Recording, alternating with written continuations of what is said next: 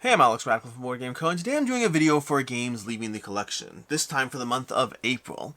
In general, if you watch this channel, every single month I do a video of the games I'm getting rid of this month. Usually there are a lot of games I've reviewed that I just don't feel the need to keep. There's always a few games from my collection that I took a look at and decided I don't need quite as much. As usual, the frequent and constant disclaimer, I play a lot of games. I play like 300 new games a year, which does mean that I can keep 20 of them, 30 of them, maybe if I'm lucky, 40, but that does mean a lot of games have to go. Both games that I played that I thought were totally fine, but not enough to keep that spark of imagination, or games I even really liked, but ultimately didn't feel they were table, or games I've had for long enough that I'm fine moving on from them. My game collection, my game experiences, my rotation and all that is reflective of the way I engage with games. Take that into account as you watch these videos. And then over on Patreon, I do give away a few of these games every single month. If you are a Patreon member, depending on what tier, you get more or less like entry, so to speak, of, getting with some of these games. But you can check that out. I have a link to my Patreon down below, as I do in every single video. And with that, let's go ahead and start this off. And let's try to start off with a bunch of games I've reviewed, and that may not be a surprise that I'm getting rid of. And in general, when I review a game, most of the time I would say a 3.5 most of the time will leave. Not always, but most of the time. A 4 is usually safe, but not always. 4.5s and 5s very rarely leave my collection until at least some time has gone by, and anything under a 3.5, I mean, I can't remember the last time I kept a 3. Usually those are games I don't keep, at least not for myself. But with that, let's go ahead and start off with a bunch of these games that I have reviewed. Some of these reviews may not be up yet. The nature of me filming videos does mean sometimes I film a review and the game leaves, but the review hasn't gone up. But with that said, all that out of the way, let's start with Evergreen.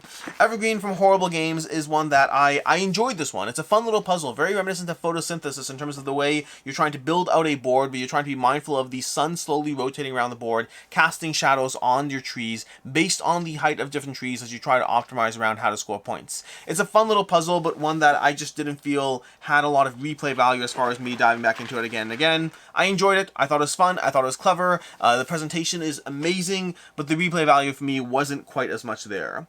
From there, we're going to have Kapow. Kapow from Wise Wizard Games. This is an interesting one. This is one that I really enjoy. I really do. I enjoy this one a lot, but I also just don't think I'm going to pull it out and prioritize it over other games. Kapow is a game that has a solo mode that I didn't quite enjoy. It was fine. I just rather play it against 2 players, but it's basically rock, paper, scissors of dice building. You're crafting your dice as you try to figure out when to hurt your opponent, when to be defensive, and when to build your tableau, aka more dice, better dice, all of that. The game is fast, it's furious. You play a game in 20 minutes. It's a lot of fun, but ultimately I just don't think I'm going to prioritize this when I have 2-player games out. I'm happy to play this one always, all the time. It's really a good game. This is, again, many of these games, sometimes I'm just like, with the Evergreen, I enjoy it, I like it, but I don't need to play it again. With a Kapow, I kind of wish I could play it again, but I just know myself and I won't prioritize this as much over other games. From there, we have Gloomhaven Jaws of the Lion. This is kind of leaving... I mean, it's a great game. It's a great game, but realistically speaking, I just don't need this. I play Gloomhaven primarily over on Steam. I'm playing through the digital implementation, and while I'm holding on to the original game, I still have the original Gloomhaven. I still have Frosthaven. Well, Frosthaven I have to have if I want to play, because they don't have it digitally yet. And regular Gloomhaven I'm holding on to because of Crimson Scales, which I would need the tiles for that to play Crimson Scales. I don't see why I need this. I just don't need it, and so I'm fine getting rid of it because it's just taking up space and I'm never going to play it over here. Even if that's partially true of regular big box Gloomhaven, yeah, I mean, big box Gloomhaven I want for Crimson Scales. This one I don't need for that reason or excuse. Also, I realize this isn't one that I reviewed recently, so I guess we're going out of order now. But with that, let's talk about a bunch of button shy games. A bunch of button shy and one non-button shy game. We have a bunch of button shy games. We have Antinomy. I shouldn't be getting rid of this one. I haven't played this yet. This is staying. This is in the wrong pile. We have BattleQuest. BattleQuest, I did a bunch of reviews of button shy games that have and haven't worked for me, and to that end, some of these I like, but I'm getting rid of. Some of these I don't like, but I'm getting rid of. BattleQuest, I thought was a little too complex and fiddly for the game experience. Making Manhattan is fun, but I'd rather play Skulls of Sedlick or Circle the Wagons. Death Valley was fine, but not overly compelling. Again, same problem. I'd kind of rather play. A lot of button shy games are 2-player experiences of choosing cars and trying to figure out a puzzle around how those cars work, and in those cases, both Death Valley and Making Manhattan would rather play the other ones I mentioned already. We have more BattleQuest, which is just basically more expansion content there. We have Unsurmountable, Ragemore, and Ugly Griffin Inns, all of which are different solo experiences that I enjoyed to different degrees. Ragemore probably the least so. Unsurmountable was okay, but not that compelling a puzzle. Ugly Griffin Inn I definitely enjoy, but would rather play other games in the simply solo line. So all of these totally fine for the most part, but not ones I need to keep. Let's put these over here. Then we have the one that looks like a button shy game, but isn't, Barnyard. See what I said about 2-player drafting games that give her better and worse experiences? I like Barnyard. I'd play Skulls and Stuff over it any single day of the week. We have the Sherlock Files demo deck. This is just a demo deck, but it's the Sherlock Files little puzzly mystery game where you're trying to figure out what happened as you go through a sequence of clues. It's fun, but I've played it and I'm ready to move on from that. We have Surrealist Dinner Party. Didn't quite love this one. I thought the selection, you basically have a handful of guests and you're trying to figure out how to utilize your guests and get the tokens you need as efficiently as possible across 6 rounds of dinner effectively. I thought it was okay, but I'd rather pick other games that give you that kind of selecting things. I said that horribly. I'd rather play other games. I didn't see the patterns in this one quite as well and didn't find it an overly enjoyable experience. Fine, moving on from it. We have Undo over here. We have actually a few games. We have a little Codenames demo deck over here, similar to the Sherlock Files demo deck. I have regular Codenames, I don't need that. We have Crime Zoom. I've played through this. It's fun, but I like other game systems better, and also I've played this one already.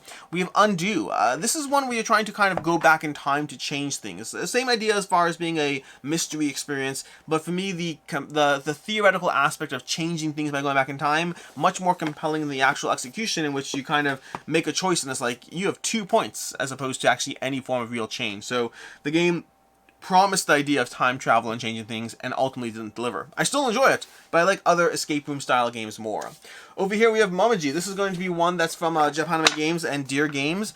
This is a set collection games of grabbing cards and then trying to score based on, you know, setting up a 0, 1, 2, 3, but setting up stacks of cards and trying to be scoring based on large piles. If you can get a 3 on top of a pile of 8 cards, that could be 24 points, which is a lot of fun. Overall, I like other set collection games more. Specifically, Arboretum is going to be one that I just would never choose Momiji over Arboretum. I like Momiji, I had fun with it, but Arboretum I think is better. From there we have Rolling Realms. This is an interesting one. This is one that has been around my collection for quite some time, and I'm finally ready to move on from it. Although I'm a little torn because they constantly come out with these demo packs. The Stonemaier games, Rolling Realms is a bit of a combining the realms of his games into little packs. So you have a card. Each card relates to a realm, which is one of his games. But they also have promo packs for other games, so you can now play other games based on having a card that relates to that. The concept is very variable in terms of what it's doing, and they have an excellent solo mode that I've played like 40-50 times by now. I've played the solo mode a lot, and so I've kind of played it out there, and as far as a multiplayer game, I like it, I enjoy it. I find it doesn't get requested quite as much, and I like it, but I'm not willing to fight for this one over other roll and write games and roll and write experiences or flip and write experiences. Like picking Rolling Realms over Welcome to the Moon, I'm always going to pick Welcome to the Moon. I think the best part about this is the solo mode, and the solo mode doesn't really take into account the other packs as much. It's the kind of thing I might regret this if they do put out like a, hey, here's a way to integrate all the other packs now in a new solo mode. I might regret it, or might not. I find that I like it. I like the game. It's a good game. I do recommend it. It's very charming, very lovely. I've also played it 50 times. We have Pan Am over here. Pan Am is excellent, by the way. Pan Am, I really do recommend this one. I think it's a great gateway game as far as giving you stocks and routes and all that in a very accessible package. It's one of the Funko Games' better games, at least from the ones I've played, but ultimately it's still a game that's on the lighter side. I think Funko Games in general, their games are just less likely to be something that I'm the target audience for quite as much. I enjoy them, I have fun with them, and this is the best one I've played so far. I think I'd have to look at the list, but still, it's still on the lighter side. I'm just not the target audience for the demographic that they are primarily serving. We have a bunch of games over here. Let's grab Dinosauria over here. Dinosauria is one that did not like this one at all. The gameplay itself is fine. The kind of thing that normally from a pure gameplay stance, I'd be like, hey, this is fine. Didn't really inspire me, but also wasn't bad. That's true. This is like, I mean, a pure gameplay, this is a 3 out of 5. But to me, there are a bunch of things that got in the way of my experience from, to set up instructions that just don't look accurate compared to what setup is, meaning rules that are telling you one thing and the illustrations are telling you another, and then silly things with the scoring and the pure randomness. This, to me, could have been a simple, good but not great game, but a bunch of small things kind of really got in the way and detracted from my experience and enjoyment there. We have Kamigami Battles over here, Rise of the Old Ones. This is a totally fine deck building experience that did nothing new for me. They have this one concept of chaining cards that is theoretically new. I've seen it before, but it's not often seen, but I didn't think the execution worked particularly well on that. So what I was left with was a deck builder that I enjoy, but there's no particular aspect of a Kamigami Battles that I can say, this is why you should get it. And so I'm instead getting rid of it. it. We have Yellow and Yangtze over here. Yellow and Yangtze, which is the spiritual successor to Tigris and Euphrates, and then has since been spiritually succeeded by Huang. So it's kind of stuck in the middle there. I like Tigris and Euphrates better. I finally dove into this one. I had a chance with this one. Not finally, I've been playing this for a bit. But I've been playing this more recently, and I like Tigris and Euphrates better. I think that it gives you most the same things, and there are some aspects of it that I do like better about Yellow and Yangtze, but overall, I just like Tigris and Euphrates better. They're both good, but one's better than the other. This one, to me, is one that, again, I like it. I think the art's great. I think the presentation's amazing, but I'm always going to pick Tigris and Euphrates, even though I got rid of Tigris and Euphrates. That's a different conversation as well, but I think, again, it's a good game. It's a really good game. I just think Tigris and Euphrates is a better version of that really good game. We have Rear Window, another game from Funko Games, and actually the truth is I actually like Rear Window too. Rear Window is a great game of trying to piece together information through card play, through just showing people cards. I think games like Dixit or Mysterium or things like that, actually probably most similar to Mysterium. But you're playing cards trying to guide people towards who's in what room, and as a game system, it works well. I just think I prefer Dixit ultimately. For me, I like Rear Window, but I don't care about the theme at all. Like, the theme of Rear Window doesn't do a thing for me. So what we're left with is, let me turn that around so we have better art over here. But what we're left with is a good game that I think there are better games in the genre, but I did very much enjoy Rear Window. We have Wonder Woods. This was a fun one. I enjoyed it. I also... I say this is a fun one, I enjoyed it, which is true. This is a fun one, I did enjoy it, but I don't love it. It's just a fun game that I enjoyed playing and don't feel the need to return to. It's a game of basically trying to gather these mushrooms that have variable scoring and trying to piece together what that variable scoring is through a degree of shared information and also just deduction of what you have in your own hand and what other players are doing in the game. So it's fine, but it didn't impress me in any particular sense. I just had fun with it. We have Cartouche. Cartouche over here, which I'm starting to get a harder time getting these games over here.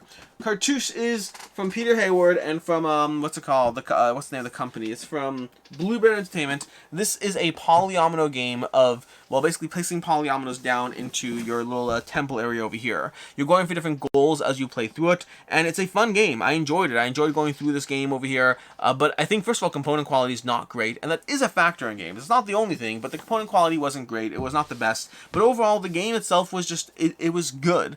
Polyomino games are always, like Roll and Rice, polyomino games and Roll and Rice are always easy to please me with them. It's always easy to have a good time, but it's also hard to sit there and say, now you're going to stand out. I like Cartouche. I thought about keeping it, and then I realized I'm just not going to pick it over Planet Unknown, over Foundations of Rome, over Baron Park, and so as much as I do like it, it's just fighting with too much other competition out there. We have Coral. Coral is going to be one that is an abstract game of placing pieces in such a way that you have the highest degree of visible surface. So it almost reminds me of, oh my gosh, it reminds me a bit of Reef. Very different, but for some reason, maybe it's the theme, I don't know why, but it reminds me a bit of Reef. But I think Coral is a little bit too abstract and a little bit too one-dimensional in terms of how much gameplay depth there is for me to be overly compelled by it. It was fine. I don't feel the need to go back to it. We have a stack of games. Let's grab a stack over here. We have Splitter. Splitter from Pandasaurus Games. This is a roll and write game where you're trying to roll dice and match and reflect them on the other side of a line. So it forces you into these patterns you have to build while trying to be mindful of how to score points based on sets of, like, 4 4s is a point scoring set, 5 5s is a point scoring set, and so you're trying to figure out how to be mindful of the point scoring but build around this restriction of placement. It's fun, but it's the kind of thing that's fun as a few times and then you've seen what the game has to offer. Regroup Chicken Army. The theme is charming, the art is compelling, the gameplay theoretically is compelling, but the actual execution was a game that moved too fast and just ended too quickly. I like what Regroup Chicken Army is doing. It really is charming and lovely in all kinds of different ways, but the actual gameplay just moved too quickly. It just ends too quickly. You're building up a tableau, you're building up these things, and the game's over before you know it. And you're like, okay, great, that was 6 minutes, and I feel like I'm building towards something that never really delivered on. So that happens sometimes. Then we have Longboard. Longboard from Manor 20th Century Games. This is a game of trying to gather these various surfboards and trade them in and mess with your opponents and take their boards and do a bunch of the fun little manipulation there. All results in a good game, but not one that I am going to remember. Just like, I had fun with it. It's a good game. I'm not going to remember it.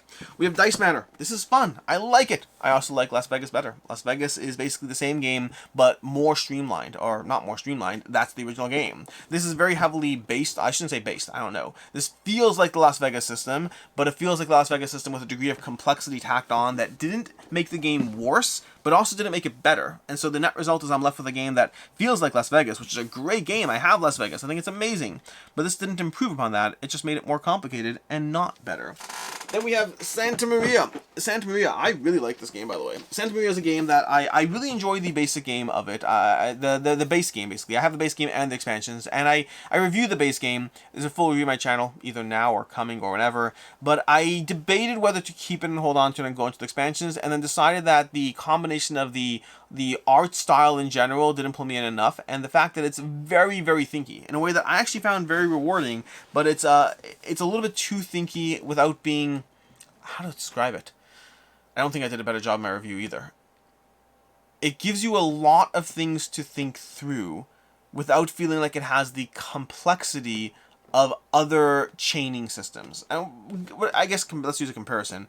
When I'm playing through Lost in Zvarnak, I'm thinking through a million different things that are all tying together, and I feel very rewarded as I play through it. As I make those choices, make those decisions, I feel very rewarded. When I play through Santa Maria, I feel like the same level of thinkiness is there, but I don't feel like I'm doing things that are quite as cool. That's the best way I could put it. I like it. I debated keeping it and holding on to it, but again, in the world of games that I'm making choices around, I just don't see myself pulling this off and prioritizing quite as much, but I did really like it and debated holding on to it.